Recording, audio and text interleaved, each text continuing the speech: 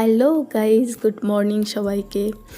আজ সকালে উঠে আমি আর আমার ভাইয়ের বউ একসাথে বাজারে চলে গেলাম। আজ ভাবছি কিছু সিম্পলের মধ্যে মাছ রান্না করব। দেখো, আমরা মাছের দোকানে চলে এসেছি। মাছের দোকানে অনেক রকম মাছ রয়েছে, তার মধ্যে লোটে মাছ আর অল্প করে ভোলা মাছ নিয়ে নিলাম। বাজার করতে করতে গরমে দেখো আমাদের হাল কী হয়ে গেছে। তারপরে একটা কাজে আমরা বেরিয়ে পড়লাম অটো নিয়ে, আর তারপরে একটু লস্যিও খেয়ে নিলাম দাঁড়িয়ে।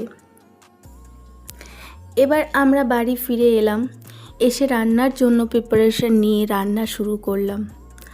আজ একদম সিম্পলের মধ্যে ভোলা মাছের ঝোল রান্না করলাম।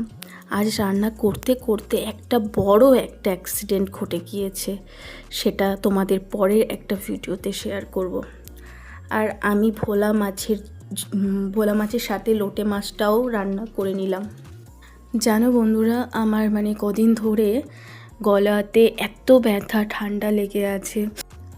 আশা করি খুব তাড়াতাড়ি সুস্থ হয়ে যাব।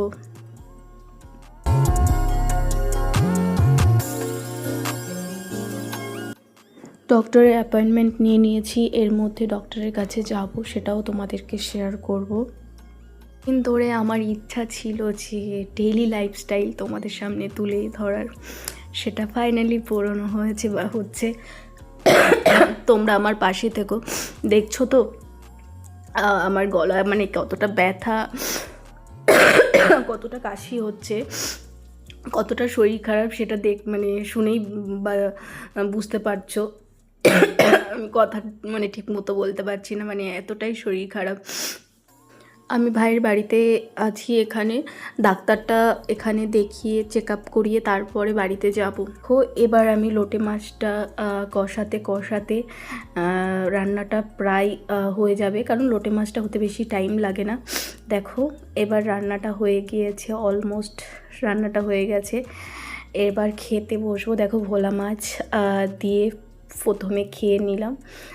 জাস্ট সিম্পলের মধ্যে এত সুন্দর রান্নাটা হয়েছে কি বলবো। তারপরে লোটে মাছটাও খেয়ে নিলাম। সত্যি খুবই টেস্টি, সিম্পলের মধ্যে খুবই ভালো হয়েছে।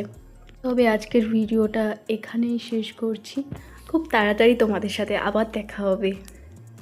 ওকে, টাটা, বাই বাই।